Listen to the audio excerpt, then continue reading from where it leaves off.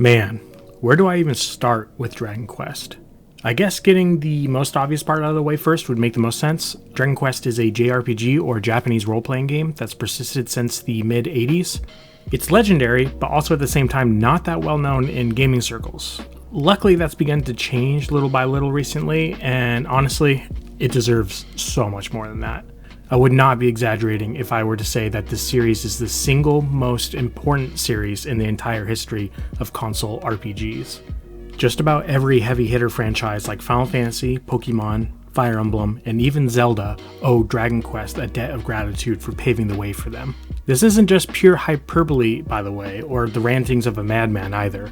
It's hard to overstate how much it has contributed to the formulation of the genre, and as a result become a cultural zeitgeist and behemoth of the Japanese market. But how did the literal creation of console JRPGs even come to be? How does something like that just get created one day?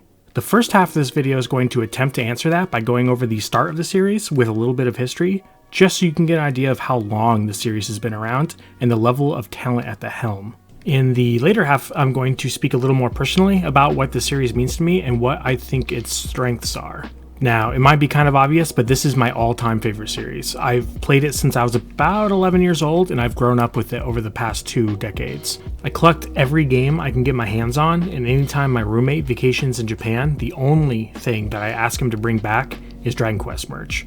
I damn near cried when Hero was announced for Super Smash Bros. Ultimate, and I still watch that trailer with the passion of a misty-eyed grandpa remembering his youth and better days. There is no franchise in any media that I love more or means more to me than Dragon Quest. I can only hope that I get some of its unique charms across to you, the viewer, in such a way that you can at least understand a little bit of the adoration I have for it. And if you're not very interested in the history portion, here's a timestamp you can skip to. It's alright, I won't hold it against you.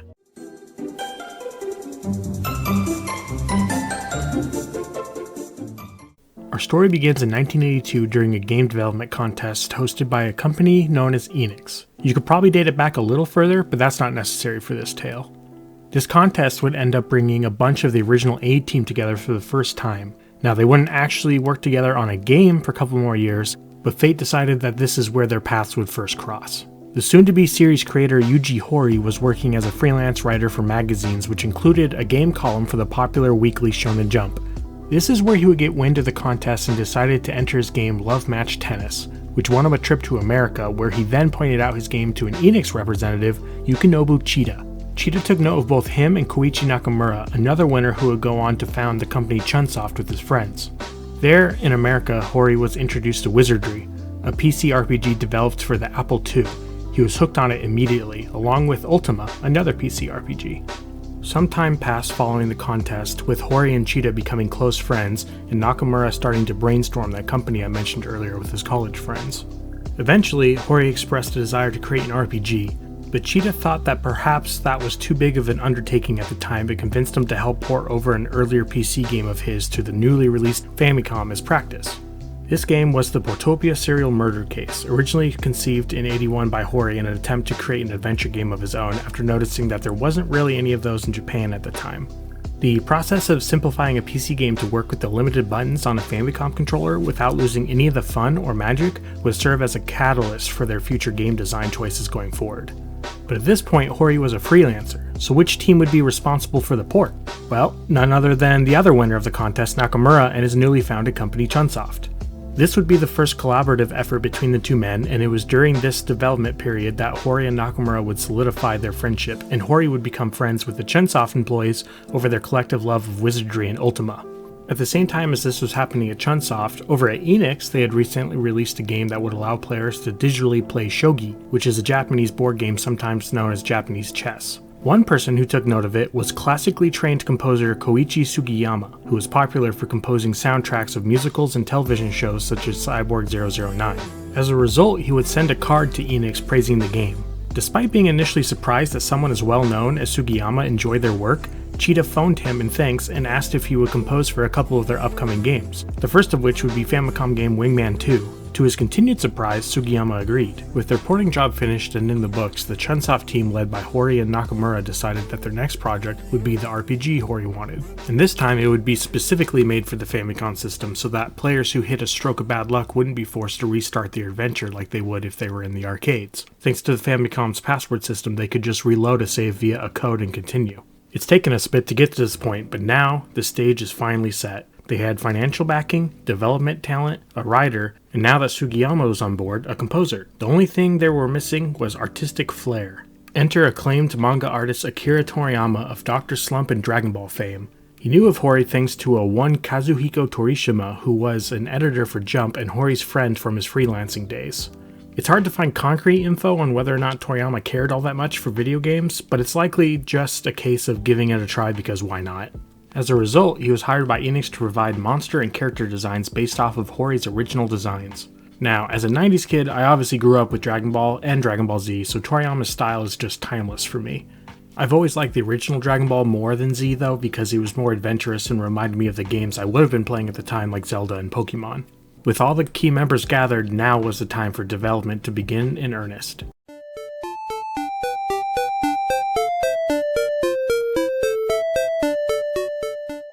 Developed by Nakamura's Chunsoft and published by Enix, Dragon Quest I was released May 27, 1986 in Japan and August 1989 for the West. Although it did have to undergo a name change to Dragon Warrior in order to avoid infringing on a trademark of a similarly named pen and paper RPG. Yuji Hori's responsibilities during development were coming up with the scenario, giving NPCs dialogue, and drawing out the maps. He also flexed his math skills by balancing the game's stats and damage values himself. Nakamura meanwhile would handle programming, and whenever Hori was unsure of how to proceed, would fill in the blanks. It enjoyed commercial success in Japan, originally selling around 2 million copies, and while it did okay outside of its home country, it wasn't nearly as successful. At the time of its release in America in 1989, Nintendo, under the direction of Satoru Iwata, decided to give it away for free with a subscription of their premier gaming magazine, Nintendo Power. This was in order to ease Westerners into console RPGs, which up until that point were almost unheard of. They gave away thousands of copies and had a decent amount of marketing which helped it catch on a bit. The magazine saw an increase in their subscriptions to the tune of 500,000 or half a million, as well as a ton of renewals since the subscription is cheaper than buying the game wholesale. They also aired this commercial for the game, but it's hard to tell if this helped or hindered. It's definitely something else. Prepare thyself well, Dragon Warrior. Thy most challenging quest ever awaits. Go with speed, but go with patience. Seek out an arsenal, a dragon scale, a torch, and magic herbs. Use wisdom and cunning to choose thy commands, for the Dragon Lord is a fierce rival. Horrible and treacherous minions all guard the Evil One's island castle. Art thou ready, young one? Yes, King Lord. And so begins a new epic, Dragon Warrior. Nintendo, now you're playing with power. I better not see anyone hate on that commercial. It's the best thing ever. And I love it. The name change, however, wasn't the only difference between the two versions. Coming out about 3 years after its Japanese counterpart, the North American version benefited from an internal battery-backed RAM save system, which removed the need for a complicated password. You might have noticed in the earlier footage that when moving, your character always faced forwards. Character sprites were modified to have more range of movement in the Western release and would face the direction they were heading in. Its script was altered to an almost Elizabethan style of thous and thines, and perhaps the most egregious adjustment was having Akira Toriyama's box and booklet art changed to be more in line with Western sensibilities, and to mirror games like Ultima, which were more popular in America. Just take a look at that difference. I'm actually a pretty big fan of both of them, with a slight preference for Toriyama's original design, but they're both so much better than the cover younger me was assaulted with on the Game Boy Color. I have a question for God. Why? A couple other changes were the removal of any religious references, such as saving at a church, and some of the dirtier jokes the developers had put in the game. Most famously was the Puff Puff lady, who players could meet in a certain town who had offered to give you a Puff Puff massage, a term that comes from the Japanese onomatopoeia for the action of a lady, given a puff puff. This joke would later be added back into the English version of Dragon Quest I and II, which were still known as Dragon Warrior at the time, on the Game Boy Color, which was my introduction to the series. Not that I understood exactly what was going on at the tender age of 11. I think I remember thinking she was letting me smoke cigarettes, which really doesn't fit the game at all, but kid me was kind of dumb. It's difficult to know if it was Toriyama's dirty humor that often showed up in Dragon Ball that sparked these jokes, or if Hori perhaps thought they were funny as well. He does kind of look like a trickster most of the time after all. As for the original NES game itself, it's very much a product of its time, with basic gameplay and a threadbare plot, but the spirit of adventure was always there. Adopting an overhead view much like Ultima rather than the more popular side-scrolling view, the player was tasked with journeying around the world in order to find and defeat the terrible Dragon Lord, whose castle is actually just on the other side of a nearby river right from the start. The poor guy just isn't intimidating at all either.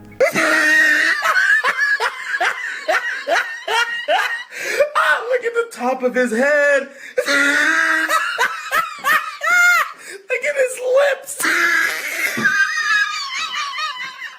In order to get around the lack of buttons on the controller, Hori used the drop-down menu from his previous games in order to open up a whole slew of actions the player could take, from talking to opening doors, all with 2 button presses. Sure, it got cumbersome to have to open a menu to talk to someone or just to go down some stairs, but this level of command was unheard of on the NES. The game did a great job of emulating the feeling of being on a daunting quest. As a young player, I always felt like I was actually traveling across the land, vanquishing monsters, meeting townsfolk, and saving the day. You only ever had the hero, who you named, and who was a descendant of a legendary figure known as Erdrick, or Lodo in the Game Boy Color remake. No other party members, so battles were literally just stat checks where you were either strong enough to win, or you weren't. No strategy was really needed. Originally, it was incredibly grindy, with your experience and money gain being really low so as to buff out the playtime, but later remakes would remedy that. At this point, if you have access to the phone or Switch versions, you can probably beat it in one long gameplay session, or maybe 2, so it's not that much of an investment, and well worth it to go back and watch the birth of console RPGs.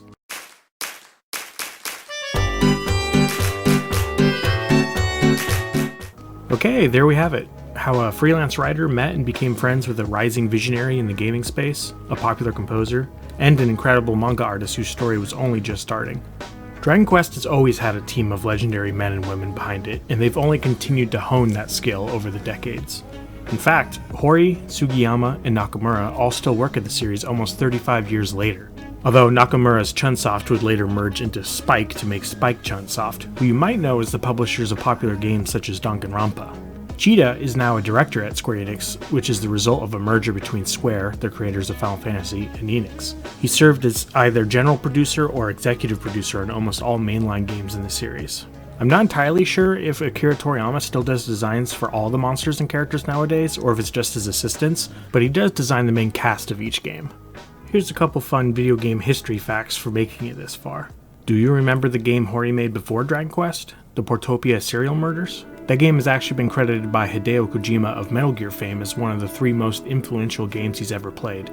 It's what inspired him to write games as a career. Hori and Toriyama would also later work with another acclaimed RPG legend, Hironobu Sakaguchi, creator of Final Fantasy, who is yet another amazing gaming mind who was first inspired by Dragon Quest. Together, the 3 of them created Chrono Trigger, which is widely considered by many older JRPG fans to be a near-perfect game. I'm inclined to agree with that line of thinking. It's an excellent, timeless game. What I wouldn't give to be a fly on the wall during one of those meetings. These guys have seriously contributed so much to the genre and the scene as a whole, it's crazy. I have enormous respect and admiration for them, and I'd rank them right up there with Iwata and Miyamoto personally. Of course, this video only went into the creation of the first game, and they're now on to Dragon Quest XI, which originally released in 2017 in Japan and 2018 worldwide. Dragon Quest II would go on to sell even better than the first, while Dragon Quest III was a certified monster hit that caused long lines to form during its release. And it might have been the creation of an urban legend that the Japanese government made Enix release new Dragon Quest games on the weekend to avoid workers and students skipping their responsibilities to play. I'm not sure about that one, but it's still kind of funny to think about.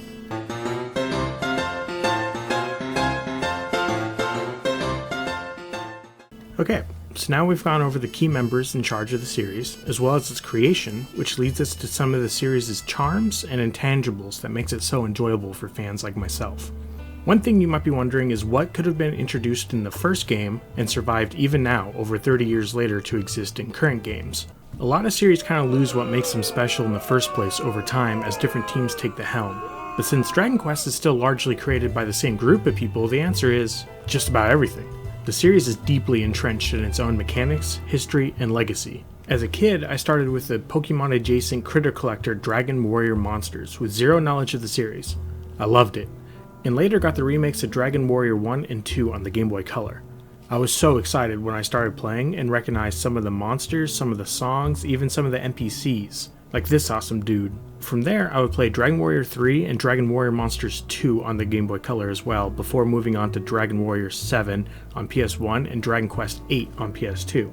Basically, from the moment I touched the first game at 11, all through middle school, high school, and well into adulthood, I've eagerly awaited every new release. Each of them has always added a little wrinkle or two to keep it fresh, but I always felt right at home.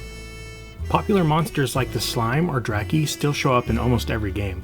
The Slime is even the de facto monster mascot for the RPG genre, and most popular series either have some copycat version of it, or an elusive metal slime that gives a ton of XP if defeated. If you play RPGs, I'm sure you've come across some weirdly difficult to fight metal monster that gave you an insane amount of XP once you killed it. The tune that plays when you either win a battle or level up still persists even now.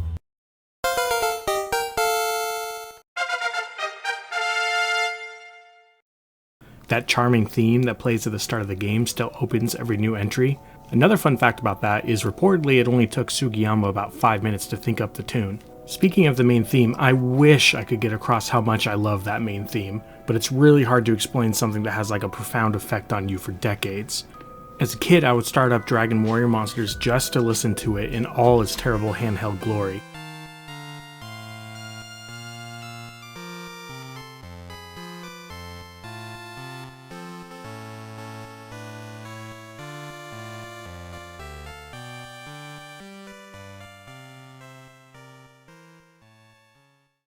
Every time, literally every time I start up any of the games, I'll sit there and let it play in its entirety. Once the theme started playing in Hero's trailer for Smash Brothers, I gotta tell ya, the waterworks were on. When Kingdom Hearts fans go nuts hearing Dearly Beloved at concerts, or Zelda fans lose it hearing the main theme during E3 trailers, believe me, I get it. Playing any game in the series is like taking a look back into video game history, and I just adore it for that. All these little nods and respect to the older games in this series coalesce into a cozy feeling of familiarity in every new game. Now, of course, keeping a bestiary of monsters, a spell list, and a couple of songs over the course of a franchise isn't exactly unique. Other series like Zelda or Mario do the exact same thing.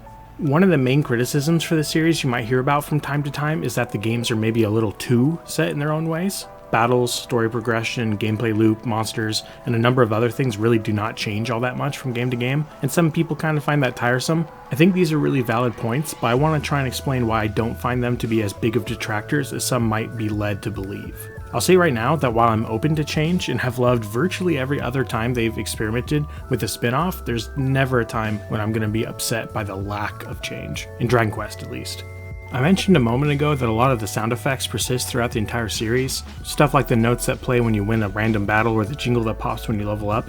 These are in every game, and some of these things are the first things you'll ever hear when you start a new file. In the end, I find that comforting. It's like going out to eat and ordering something that you normally love and getting a dish that's similar, but something about it is maybe a little off. The balance of ingredients is just different enough that it doesn't sit well with you. Still a good dish, but you had an expectation that wasn't met. A couple of weeks later, you go and visit family or maybe a friend, and you get the same meal from the person who originally introduced it to you, and it's just perfection. Exactly how I remembered it, even through the passing of years. Immediately, you're taken back to the point where it was introduced to you and everything is right in the world. I think for me, Dragon Quest encapsulates the feeling of having an expectation met. And I think that sort of intangible is underappreciated in a world where your expectations are either exceeded or crushed. Each time a new title is announced, I already know that I'm going to love it. It's going to be worth the money I put down for it. Over the years, the development team and creative minds behind the series have earned my trust through their obvious care for what makes fans keep coming back. Getting exactly what's advertised on the box should never be undervalued. Sometimes it's good to be whelmed. In his excellent review of Dragon Quest XI, the ineffable Tim Rogers described the game as hanging out with your buds. I agree with him, and I would go further to describe the series as a whole as hanging out with your child's self. Each game has a certain starry-eyed youthful take on what makes up a grand adventure, and like most RPGs, they almost always start off small. You venture out of your village with a walking stick, whack a couple slimes for a bit, until you can afford a beat-up old sword. When I was 11 and first started playing the series, stuff like Lord of the Rings and Harry Potter were extremely popular. And of course I would pretend to be a wizard or an elf archer with my friends while running around the forest, but more often than not, I wanted to be a hero. Not like a knight in shining armor necessarily, but going into the woods and finding a cool stick just, sparked my imagination and reminded me of venturing off alone in Dragon Quest. As a result, starting a Dragon Quest game always reminds me of the younger, more adventure-inclined me who wanted to collect bugs, climb trees, and seek out new sights. This is something most people go through as they get older, and while I'm not going to say that I'm getting old, I do rewatch old movies and play old games that I grew up on with a wistful longing for adventure. It's like, when I'm sitting on the couch playing Dragon Quest, I can imagine 11-year-old me sitting on the other side with a notebook, taking notes on treasure chests that can't be reached yet. And that means a lot to me. It's important to have stuff like that in your life. I always hear people say Dragon Quest is comfort food, and that's true. It'll always be true. Fans can start up a new file in any of the games and be comforted in knowing that all our knowledge of skills, enemies, and items carries over the decades of other games, movies, and life experiences. And that knowledge has just as much potency in the first game as it will in the 20th. But what about new players? What if you didn't grow up on the series like I did? Well, this kind of benefits you as well. Yuji Horii always wanted Dragon Quest to be a series that any player of any caliber can beat, even back when developing the first game. He wanted movement to feel natural, progression to never be more than a couple minutes of contemplating away. It was always meant to be a series that doesn't necessarily need instructions or a tutorial in order to understand it. There is some depth to the stories and characters, but none of them will ever need an entire college dissertation to unravel. So long as you're talking to NPCs, you won't ever feel lost. The basic story threads are woven in such a way that they basically lead you by the nose from location to location, asking you to just relax and take in the sights. The worlds are so colorful and delightful, with the occasional darkness showing up in each plot, but by and large each game is filled with the joy of discovery and adventure. Party members will rarely fight with each other, and usually have no problem becoming fast friends with one another. Some players might not like that if they prefer the edgier, more drama-filled stories found in RPG contemporaries like Final Fantasy with its melodrama, or Persona with its high school settings, but that's not what Dragon Quest sets out to do. Starting up a Dragon Quest game always reminds me of watching The Fellowship of the Ring, which is also my favorite of the three movies. It's a group of friends with an important mission heading out on an adventure. There's occasional bouts of horror, but really it's about the adventure and seeing the world. On that topic, the English localizations tend to go above and beyond in most of the new games to give locations their own accent or speaking mannerisms, which just adds to the sense of discovery and wonder. When every town looks and sounds different, it's not so hard to imagine how far you've traveled across a very real world. Outside of towns, if you're not too used to RPGs and run into a difficult fight, you can just level up a couple times or switch up your strategy. The best thing is, if you pick up a game and enjoy it but aren't sure where to go from there, the options aren't limited by any sort of clandestine knowledge that only old boomers understand. That knowledge you accrued will always have value whenever you decide to try another one out. So yeah, if you're a new player, there's no real bad point to jump in, and luckily the newest game is very good and very accessible. In closing, there's a lot of things I'm probably forgetting that I wish I could cover, and even more things that deserve to be covered. I just wanted to get across how much effort and talent went into first creating this series, and the care that went into making sure it was both fun and innovative. Creating a video game is a monumental task, but creating a rarely seen genre with such hardware limitations and have it grow to be such a success is astounding. I particularly love that the core team is still there working on every single game with the same passion and childlike glee even after 30 years. Seeing as this is my favorite series, this will definitely not be the only Dragon Quest related video I make. If any exciting news crops up, which given the fast approaching 35th anniversary of the series there should be plenty, I'll try to cover it. I also think going into the history of more games, including spin-offs and maybe dedicating entire videos to my favorites with reviews would be really fun, so please let me know if you have any questions regarding the series in the comments. Also, as a side note, I do want to do similar videos for other franchises like Final Fantasy or Tales of, and many others really. If there is a series you want to see covered, let me know in the comments as well. Dragon Quest is important, both to me personally and to the history of the genre that I love most. I'm so happy that it's getting a lot more recognition thanks to how amazingly received 11 was in the West, and because of Sakurai's awesome inclusion of the series in Smash Bros, a position it honestly always deserved. Hopefully a little bit of my passion bled over to you, the viewer, and encouraged a couple of you to maybe try the series out. As always, if you like this one, maybe hit that like and subscribe button, and if you didn't, well, it's not the end of the world. Thank you for your time, and I'll see you later.